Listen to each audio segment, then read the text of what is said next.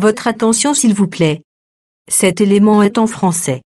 Contactez-nous pour savoir s'il est aussi disponible en la langue de votre préférence. Veuillez aussi noter qu'il est en audio uniquement. Dépourvu de ce fait d'image originaire. Présent.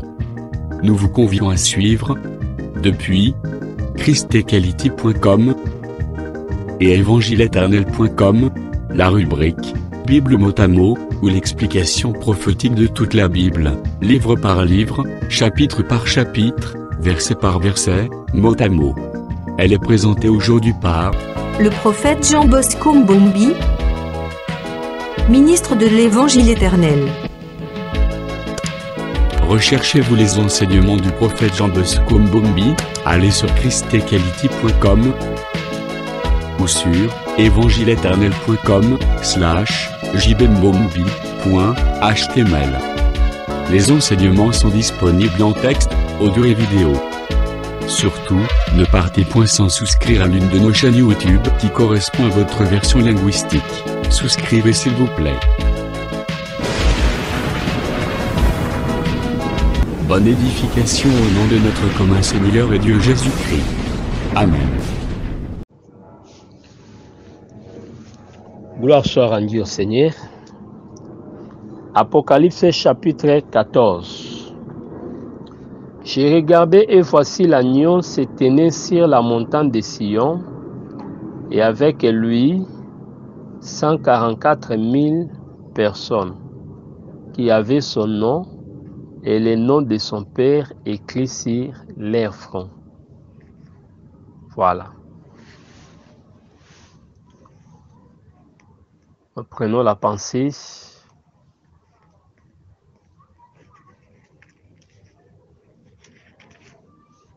Apocalypse chapitre 7.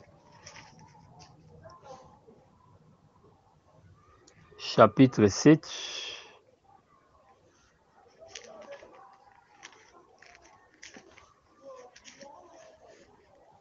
Je prends le verset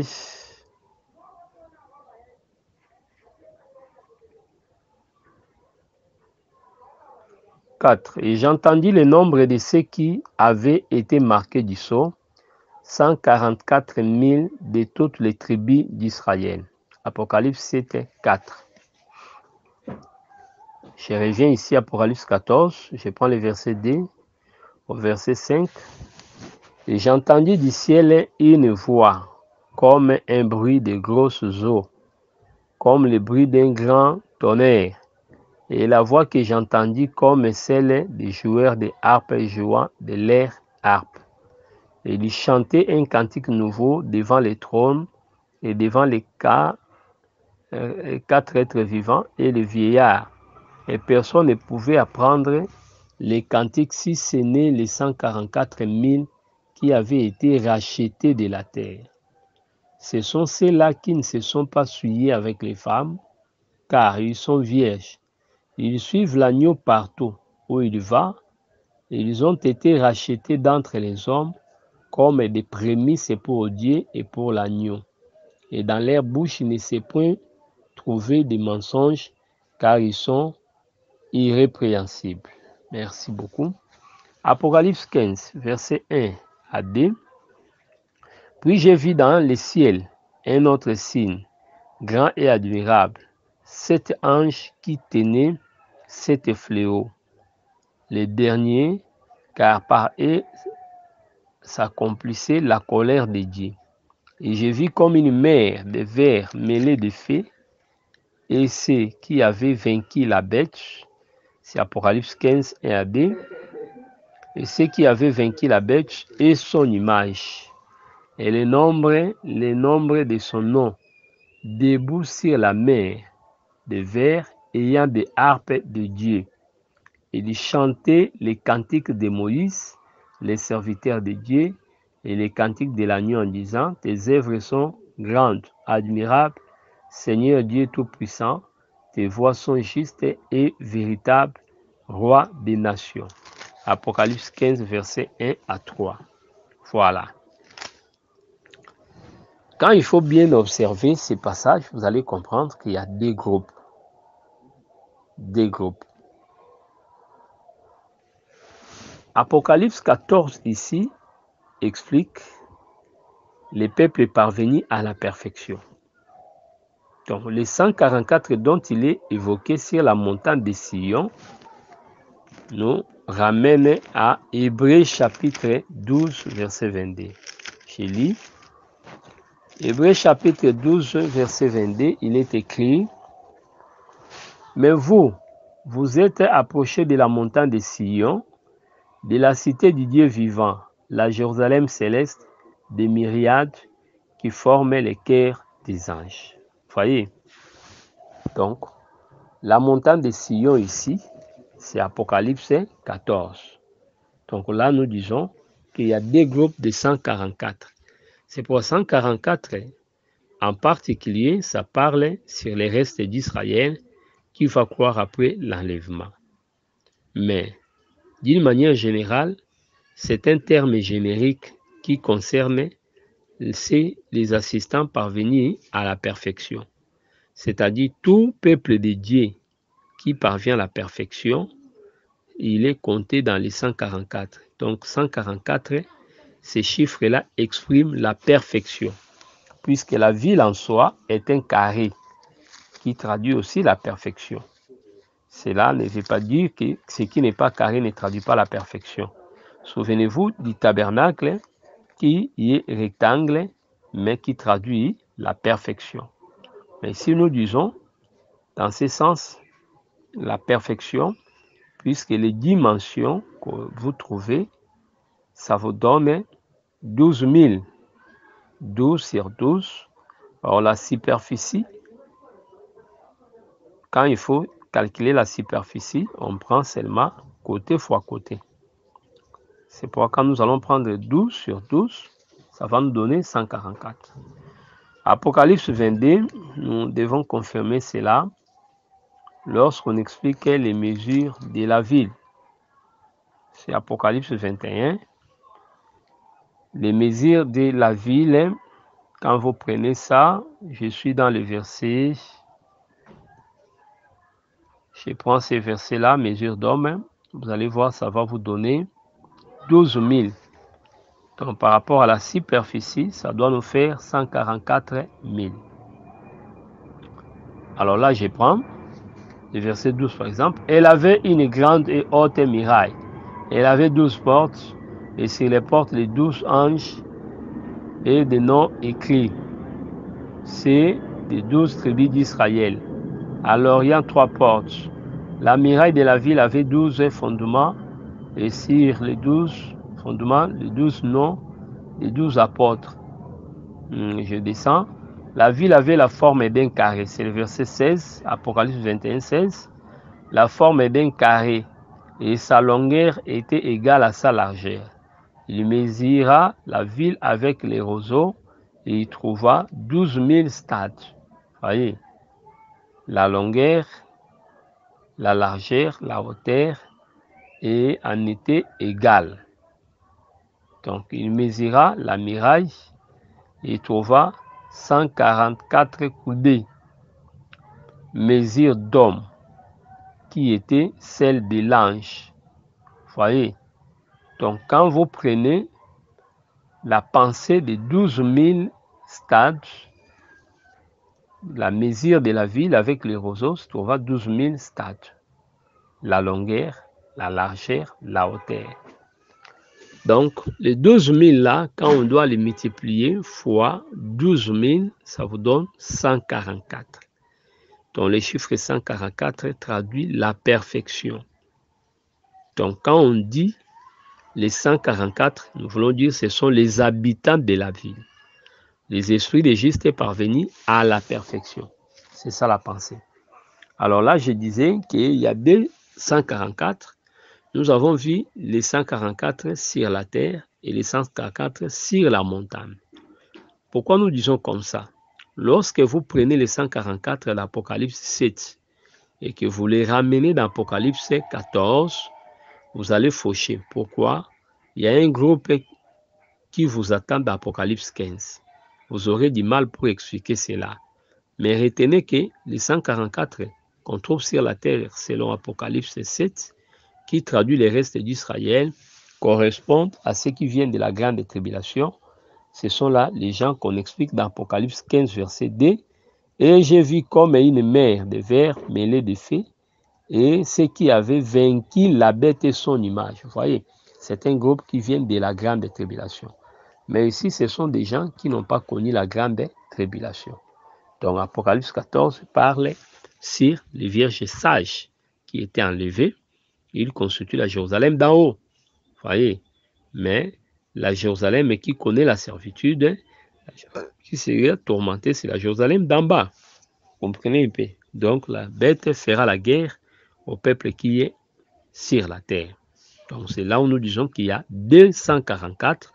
Les 144 d'Apocalypse 14 représentent les vierges sages, les esprits des justes parvenus à la perfection. Donc, voilà la pensée des 144. Mais lorsqu'on arrive dans Apocalypse 7, là, il faut voir ces groupes-là comme étant les peuples évoqués dans Apocalypse 15. C'est très, très important. J'ai regardé et voici, je suis en Apocalypse 14, 1. Et voici l'agneau s'éteignait sur la montagne de Sion. Quand on dit l'agneau, les gens ont tendance de voir un agneau qui vient du village, de l'intérieur. Mais lorsque nous parlons de l'agneau, comprenez, il est question du Rédempteur. Le Seigneur sous la peau de l'agneau, c'est le Rédempteur. Jean 1, 29, voici l'agneau de Dieu qui ôte les péchés. Donc c'est un Rédempteur. Donc ne voyez pas un animal, mais voyez un homme. Avec lui, 144 000 personnes qui avaient son nom et le nom de son père. Donc quand nous parlons son nom et le nom de son père, ce n'est pas qu'il y a deux noms, mais il y a un seul nom qui est expliqué en deux par rapport au père, par rapport au fils. Ésaïe 8, verset 20. À la loi, au témoignage, si l'on ne parle pas ainsi, il n'y aura point aurore pour les peuples. Donc voilà un peu la pensée que nous devons retenir à propos. Alors, nous continuons notre pensée. Apocalypse chapitre 14, le verset 2. Et j'entendis du ciel une voix comme un bruit de grosses eaux.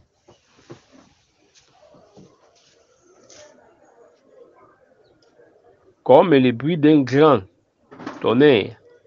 Et la voix que j'entendis était comme celle des joueurs de harpe, jouant de l'air harpe. Ici, quand on dit j'entendis du ciel une voix comme un bruit de grosses eaux, c'est-à-dire, on veut seulement expliquer, c'est la multitude qui chantait. C'est ça le problème, c'est la multitude qui chantait. Voyez, c'est la multitude. Alors, il y a une pensée qu'on doit aussi retenir. Lorsqu'on conclut le verset premier, on dit que les noms étaient sur leur front. Vous voyez, c'est là où nous disons que le diable n'est qu'imitateur. C'est pourquoi par 666, comme on l'avait déjà dit, vous voyez toujours les noms. C'est pourquoi on parle 666 comme la marque. Vous voyez ça aussi comme les noms ou les nombres. Donc ces noms-là est codé. Lorsqu'on calcule ces noms-là, ça donne un nombre. C'est ça la pensée. Donc 666, c'est la marque de la bête. Cette marque-là, c'est un nom. Mais ces noms-là, quand vous calculez ça, ça vous donne 666. Donc c'est pourquoi il faut retenir ça dans ce sens. Et ici aussi, Dieu opère dans cette logique-là. C'est-à-dire quand on scellait les sceaux d'Apocalypse 7, même nous qui sommes scellés aujourd'hui, c'est-à-dire le nom du Seigneur est sur notre front. C'est-à-dire l'épouse porte le nom de son mari sur le front. Donc, c'est très très important. La pensée du front, nous voyons la tête. La tête devient le nom. Donc, par là, cela montre notre dépendance. Vous voyez, c'est comme la femme qui porte les foulards, les voiles. On dit c'est une marque qui témoigne que la femme est soumise à l'homme, que la femme a été créée pour l'homme, que la femme dépend de l'homme. Alors, c'est cette multitude-là qui chantait. Apocalypse 14, verset 3. Et ils chantaient un cantique nouveau devant les trônes et devant les 4 êtres vivants et les vieillards. Et personne ne pouvait apprendre les cantiques si ce n'est que les 144 000 qui avaient été rachetés de la terre. Maintenant, si les 144 000 représentent seulement ceux d'Israël, maintenant nous qui sommes rachetés aujourd'hui, où serions-nous? Nous sommes comptés là-bas. Donc nous sommes les prémices. Le Seigneur, c'est lui le véritable prémices, mais étant aussi l'assemblée des premiers-nés, l'enseignement nous considère comme étant les prémices. C'est très très important. Donc nous sommes les prémices de Dieu, les prémices. C'est ça la pensée qu'il faut retenir, que nous sommes les prémices. Alors par prémisse, nous voyons ce qui est première. C'est ça prémisse, ce qui est premier. Alors ici maintenant là, on parle du cantique nouveau. Les cantiques nouveaux, ici, c'est l'adoration des saints. Puisque lorsque nous expliquons les cantiques des cantiques, nous avons dit que dans les cantiques des cantiques, il y a deux rubriques. Il y a, comme le dit Jérémie chapitre 25, verset 10, les chants du fiancé et les chants de la fiancée. Voyez, donc là, nous avons les chants de la fiancée. C'est la bien-aimée qui chante. Or, quand les bien-aimés chantent, c'est la prédication. C'est ça la compréhension. Mais quand la bien-aimée chante, c'est l'adoration. Donc ici, il est question de l'adoration. Donc notre adoration à Dieu aujourd'hui est regardée comme un cantique nouveau. Donc les cantiques nouveaux là, n'est pas seulement dans la bouche, mais ces cantiques nouveaux, c'est aussi notre vie là. C'est ça. Donc l'adoration dans la grâce, puisqu'il est dit, Dieu cherche les vrais adorateurs. Voyez, les vrais adorateurs, Jean 4, 24 à 25. Ces vrais adorateurs-là, l'adoration qu'ils ont, c'est ça les cantiques nouveaux. La nouvelle adoration selon l'esprit et la vérité, c'est ça qu'on appelle les cantiques nouveaux. Voyez, donc ça n'a rien à voir avec les cantiques populaires comme ça, non. Voyez, donc cette adoration qui provient de l'enseignement. Donc pour apprendre ça, il fallait seulement passer dans l'école du Seigneur, dans l'église, pour en avoir. Il faut l'aborder avec la génisse. Donc, c'est très très important. Alors, l'Écriture déclare, ils chantaient au sommet. Vous voyez, là ils sont sur la montagne, c'est-à-dire après la victoire. Il faut voir ces chants ici. Les peuples chantent ça après la traversée de la mer Rouge. Vous comprenez? Là, nous prenons aussi la mer Rouge comme étant l'enlèvement. Donc, quand on traverse la mer Rouge, c'est l'enlèvement du peuple saint. Donc, nous sommes enlevés. Donc, nous sommes maintenant au sommet, c'est-à-dire, ici, c'est par rapport à l'enlèvement. Donc, ici, dans les contextes appropriés, nous disons que les cantiques ont été chantés après l'enlèvement, quand les gens se sont retrouvés devant les trônes pour pouvoir vivre les récompenses, ils ont chanté devant le Seigneur. Nous savons très bien que les récompenses seront précédées par les jugements. Mais dès que les peuples apparaissent devant le Seigneur, dans cette gloire-là, ils chantent les cantiques nouveaux.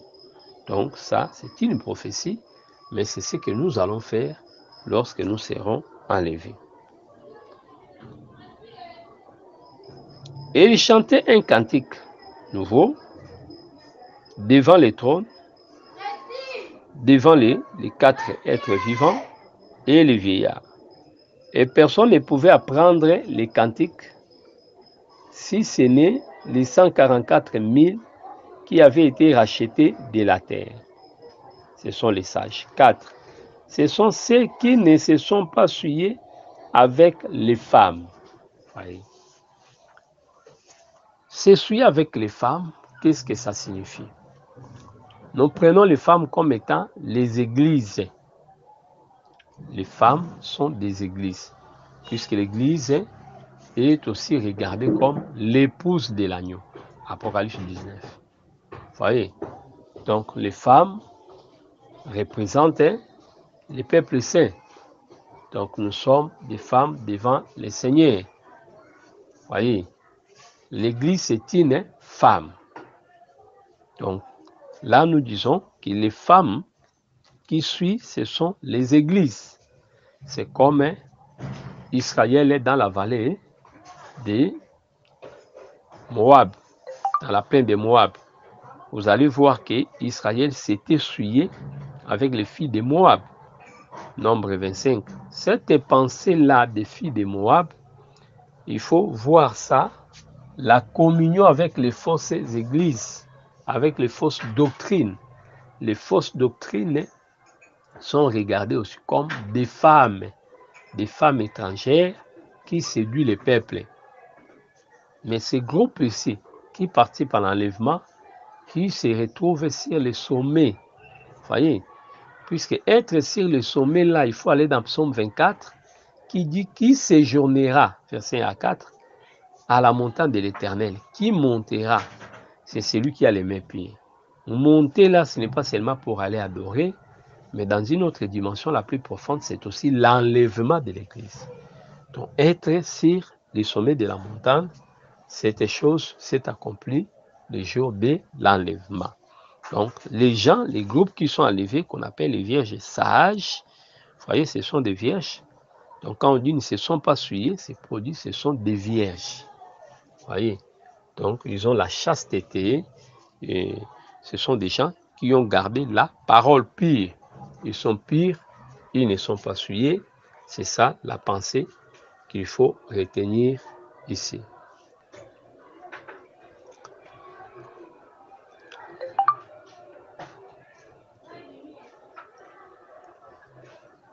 Ils ont été achetés des femmes car ils sont vierges. Vous voyez, ce sont les vierges sages. Ils suivent l'agneau partout où il va. Ils ont été rachetés. Ils suivent l'agneau partout puisqu'ils forment un corps. Ils forment un corps avec l'agneau. C'est ça le problème. Donc, là où serait le corps, là où je serai, c'est là où sera mon serviteur, le dit Jean. Donc, c'est pourquoi partout où le Seigneur sera, nous aussi, nous y serons. Alors, on ajoute encore, ils ont été rachetés d'entre les hommes comme les prémices pour Dieu et pour l'agneau. Ce sont des prémices. Par prémisse, vous voyez la pensée des premiers-nés. C'est ça. Et dans leur bouche, il ne s'est point trouvé des mensonges, car ils sont irrépréhensibles. Éphésiens chapitre 5, verset 7. 27 plutôt. Donc, irrépréhensibles puisqu'ils ont atteint la perfection. Et cette perfection ne dépend pas d'eux, mais ça provient du Seigneur lui-même. Donc, puisqu'il est dit, celui qui a commencé à vous cette œuvre la rendra parfaite. Philippiens 1, verset 6. Alors, lisons cette pensée-là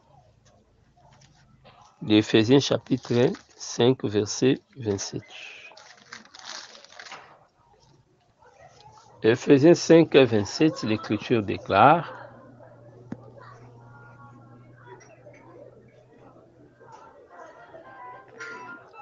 Éphésiens 5, 27.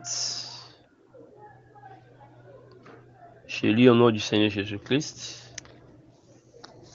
Enfin, de faire paraître devant lui cette église glorieuse, sans tache, ni ride, ni rien de semblable, mais sainte et irrépréhensible. C'est très très important. Sainte et irrépréhensible. Voilà. Là, quand l'église devient sainte et irrépréhensible, c'est l'atteinte de la perfection. Là, l'Église parvient à la perfection. Voilà ce que nous devons retenir. Donc là, la perfection est atteinte. L'Église peut maintenant vivre l'enlèvement. Donc voilà la pensée que nous devons retenir. C'est pourquoi quand vous lisez les versets 7, versets 6 à 7, l'Écriture dit: et j'ai vu un autre ange. Apocalypse 14, je rentre là-bas, verset 6. Un autre ange qui volait par les milliers du ciel, ayant un évangile éternel pour l'annoncer aux habitants de la terre, à toutes les nations, à toute tribu, à toute langue et à tout peuple. Il disait d'une voix forte: craignez Dieu et adorez-lui. Donnez-lui gloire, car l'heure de son jugement est venue. Et adorez celui qui a fait les ciels, la terre, la mer et les sources d'eau. Donc c'est très très important. L'ange qui vole au milieu pour prêcher l'évangile. C'est ce qu'il faut comprendre. L'ange qui vole au milieu pour prêcher l'évangile. On dit un autre ange qui volait au milieu du ciel.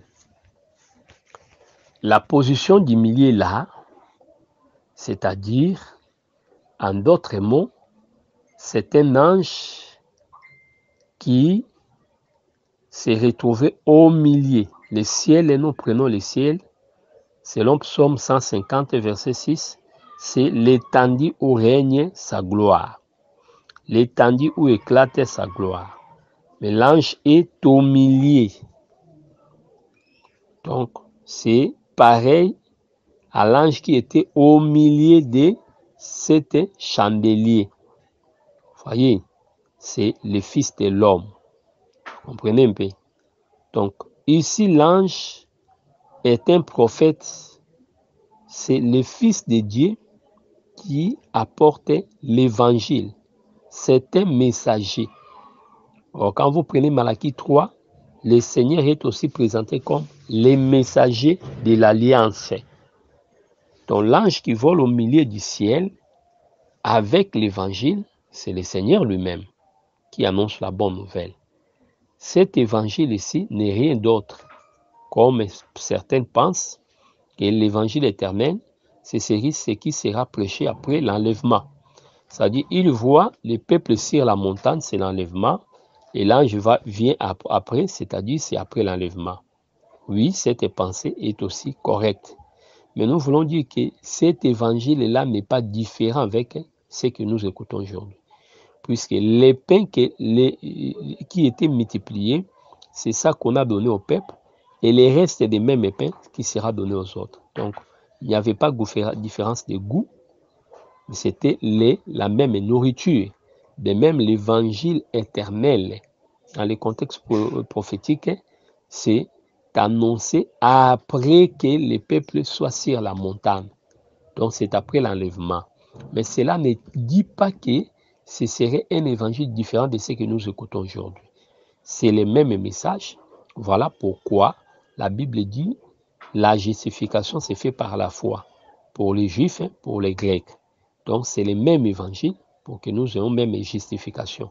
Dieu justifie les Grecs comme les Juifs par la foi. Donc, l'évangile éternel ne projetait pas cela seulement après l'enlèvement, mais voyez ça aussi aujourd'hui. Donc, aujourd'hui, la proclamation de l'évangile est là pour que les gens craignent Dieu, pour que les gens adorent le Créateur, puisque le jugement arrive. Donc, en d'autres mots, l'évangile éternel, c'est l'évangile qui avertit les gens contre les jugements éternels. Vous voyez? Donc, il faut que les gens apprennent à fuir la colère. Mais comment? Par l'évangile. Donc, c'est pourquoi l'annonce de cet évangile s'est fait aujourd'hui. C'est ce qui sera aussi prêché demain. Donc, aujourd'hui, là, c'est la paix qui nous est proposée par cet évangile.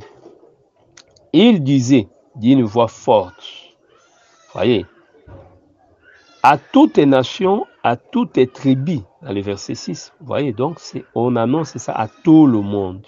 Mais après l'enlèvement, l'évangile sera plus réservé pour Israël. Donc, dire qu'après l'enlèvement, l'évangile va concerner tout le monde aussi, c'est une erreur. Dieu a jeté les regards vers nous pour se choisir un peuple. Acte 15, 14 à 16. Mais après cela, il va rentrer en Israël pour élever seulement la tente de David de sa chute. C'est ça le problème.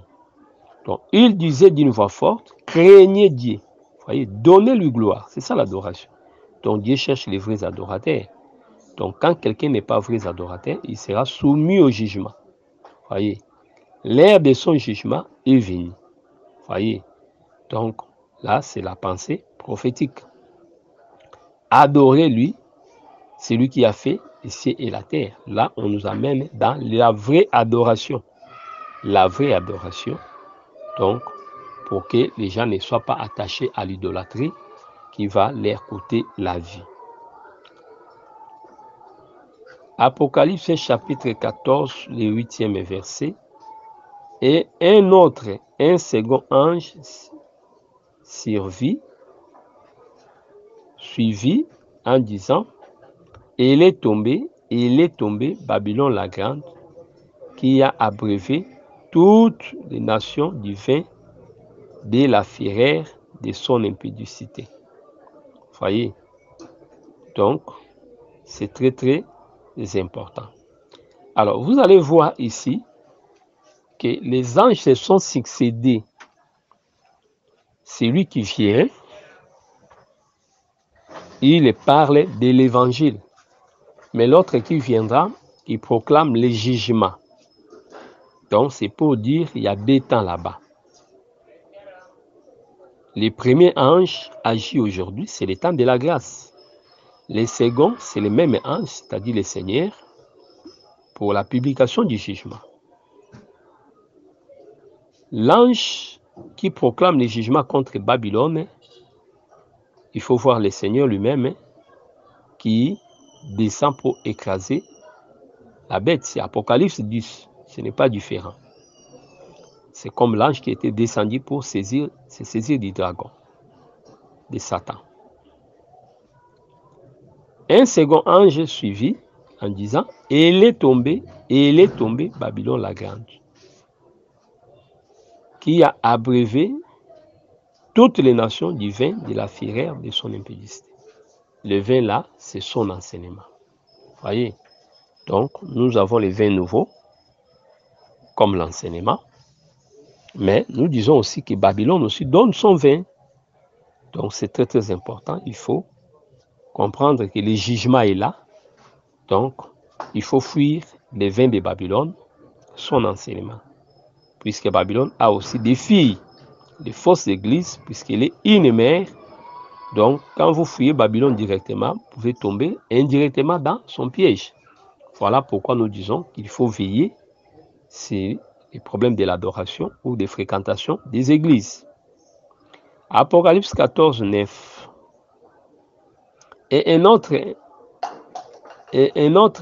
un troisième ange les suivit en disant d'une voix forte, si quelqu'un adore la bête et son image, et reçoit une marque sur son front ou sur sa main, verset 10, il boira aussi du vin de la fureur de Dieu, versé sans mélange, dans la coupe de sa colère. Et il sera tourmenté dans les feux et les soufre devant les saints anges et devant l'agneau. Voyez, ici, on nous montre la condamnation éternelle. Voyez, sans mélange. C'est-à-dire, c'est un jugement pire. Puisque quand on mélange les vins, on atténue. Donc, c'est pour dire, dans un autre sens, les jugements qui commencent dans la maison de Dieu, les jugements que les saints vivent, nous prenons une coupe avec un mélange. Puisque Jésus avait pris une coupe comme un fils, et nous aussi, nous prenons la coupe puisqu'il a dit, c'est lui qui veut me suivre, qu'il portait la croix. Ça dit là, vous allez prendre aussi la coupe. Boire, je sais que vous allez boire. Les disciples aussi avaient bu. C'est pourquoi, avec lui, on fit ensevelir, c'est-à-dire, on avait pris part à ses souffrances. Nous les prenons aujourd'hui dans notre marche. Mais cette coupe-là est une coupe mélangée. Mais ici, c'est les vins purs, c'est la colère. Vous voyez? Donc, c'est la condamnation éternelle. C'est un jugement sans miséricorde. Donc, quand c'est mêlé, il y a la miséricorde. C'est pourquoi Dieu ne nous châtie pas comme des ennemis, mais nous châtie comme des fils pour que nous parvenons à la repentance. Mais ici, il va châtier pour détruire, puisque ce sont des enfants illégitimes. Donc là, c'est une exhortation prophétique. Les versets 9 et 10 du livre d'Apocalypse 14, c'est une exhortation prophétique pour prévenir les peuples du danger qui nous guette, c'est-à-dire les vins sans mélange, qui est l'expression de la colère de Dieu. Et ici, remarquez très bien, ces vins ici n'ont rien à voir avec les coupes apocalyptiques. Mais ici, ça exprime les tourments dans les faits. Voyez, ça c'est la condamnation éternelle. Donc c'est ce qu'il faut craindre. Apocalypse 14, verset 11. Et la fumée de leur tourment monte au siècle des siècles, et ils n'ont point de repos, ni jour ni nuit. Ceux qui adorent la bête et son image, et quiconque reçoit la marque de son nom. C'est ici la persévérance des saints, qui gardent les commandements de Dieu et la foi en Jésus. Verset 13, et j'entendis du ciel une voix qui disait, écris, errez dès à présent les morts qui meurent dans les Seigneurs. Oui, dit l'Esprit, afin qu'ils se reposent de leurs travaux, car leurs œuvres les suivent. Voyez. Alors, quand vous prenez les versets là, 13, vous allez comprendre, c'est là où la théorie de l'enfer éternel a été puisée. Puisqu'on dit, et la fumée de leur tourment monte au siècle des siècles. Vous voyez, donc ils n'ont pas de repos, donc il y a une souffrance éternelle là-bas. Mais nous disons, c'est une parabole. Lorsqu'on parle de la mort, Apocalypse conclut, c'est la seconde mort. Apocalypse 20, verset 15. J'aimerais lire cette portion. Dès qu'on dit c'est la seconde mort, il est question d'une destruction. Apocalypse chapitre 20. Je lis le verset 15. Quiconque ne fut pas trouvé écrit dans les livres de vie, fut jeté dans les temps des feux. Le verset 14. Et la mort et le séjour des morts furent jetés dans les temps des feux. C'est la seconde mort, les temps des feux. Voyez, on a déjà interprété Apocalypse 20, 14 à 15. On interprète les temps des feux comme la seconde mort. Or, par mort, c'est la cessation des vies. Donc, on ne peut pas parler encore d'une vie là qui continue, ils ont des tourments. C'est un langage pour exprimer une souffrance éternelle, une condamnation éternelle, c'est ça.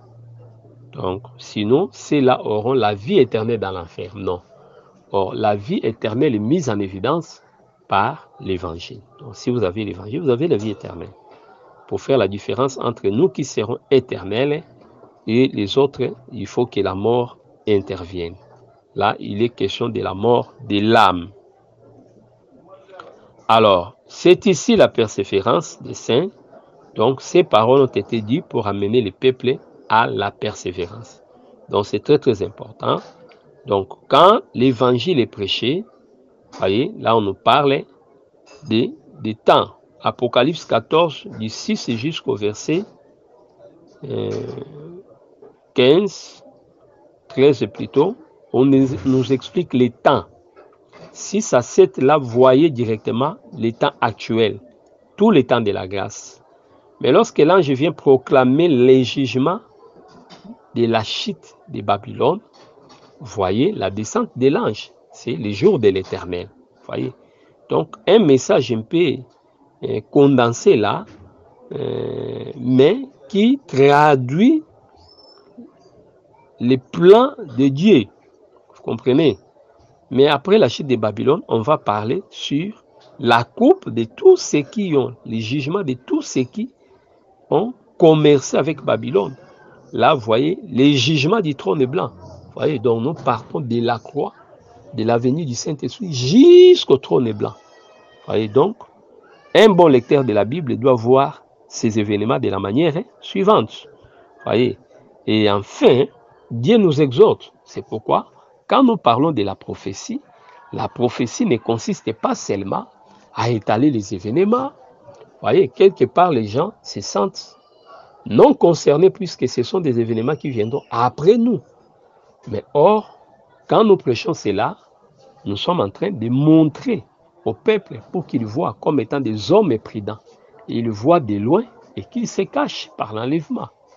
Et la prophétie doit toujours exhorter. C'est pourquoi vous voyez, Jean a même une brève conclusion qui est pour stimuler la persévérance des saints. C'est ici la persévérance des saints. Jean 14, 12. Voyez, qui garde les commandements de Dieu et la foi en Jésus. Cette persévérance, c'est l'air sali. Voyez, c'est ce qui est dit dans Hébreux chapitre 12. Quand vous prenez Hébreux 10, vous prenez le verset 37 à 39, vous sauverez vos âmes par votre persévérance. C'est pour quand bien même on serait mort, on dit dès à présent, et les œuvres des justes vont les suivre. C'est-à-dire, Dieu n'oubliera pas, Hébreux chapitre 6, verset 10, tout ce que nous avons fait en son nom. Donc, il est temps de s'aimer pour le Seigneur, pour qu'après la mort, nos œuvres puissent nous suivre, pour que nous soyons un peuple erré. Voilà comment est-ce que les choses se présentent, que cette parole augmente votre foi, votre fidélité, votre attachement à Dieu, puisque les temps sont mauvais. Il faut racheter les temps, puisque quand bien même l'enlèvement n'est pas encore là, quand bien même on peut connaître la mort, mais il est écrit que leurs œuvres les suivent. Donc il faut persévérer dans les biens. Parce qu'il y a la persévérance des saints, selon Acte 4, Acte 2, 42 plutôt. Il y a aussi des gens qui persévèrent dans les mal. C'est pourquoi on dit, ceux qui pratiquent la justice, continuent à pratiquer la justice. Ceux qui veulent s'essuyer, qu'ils s'essuient davantage. Vous voyez, donc, il y a de ceux qui persévèrent dans les biens, il y a aussi de ceux-là qui persévèrent dans les mal. Mais ici, nous parlons de la persévérance des saints qui consiste à exceller dans les bonnes œuvres. Et c'est comme ça que le Seigneur nous réserve un héritage éternel au ciel. Voilà notre exposé. Que le Seigneur Jésus-Christ vous bénisse. C'était là votre frère, le prophète Jean Bosco Mbombi, Église des Saints de Massina, Kinshasa, RDC. Nous sommes sur avenue Locali numéro 23, 22 plutôt, Massina, quartier 3. Notre contact c'est plus 243 89 541 88 90. Que le Seigneur Jésus-Christ vous bénisse. N'oubliez pas d'aimer, n'oubliez pas de visiter notre site où vous trouverez tous ces enseignements ainsi que les autres grâces ministérielles. Notre site c'est évangile-éternel.com. Pensez à ces sites, soutenez ces sites, soutenez les hommes de Dieu que nous sommes. Au nom du Seigneur Jésus-Christ, Amen. Amen. Merci d'avoir suivi ce message et que Jésus-Christ vous bénisse. Si vous avez une question à l'intention de l'homme de Dieu, si vous voulez que l'homme de Dieu prie pour vous, si vous voulez vous confier à l'homme de Dieu, ou si vous voulez tout simplement bénir l'homme de Dieu, contactez-le directement si ses coordonnées sont disponibles depuis sa page. Sinon, contactez-nous et nous lui transmettrons vos préoccupations. N'oubliez pas de faire un tour à notre page évangélisation pour voir en quoi vous pouvez vous rendre utile à Christ par cette œuvre. Que Dieu vous bénisse tous. Amen. ChristQuality.com. Les cieux en un clic de la souris. Évangile-éternel.com, le site de l'Évangile éternel. Christ et Quality Fondation, équilibrer la manne ramassée dans le désert de sorte que chacun ait un de mer.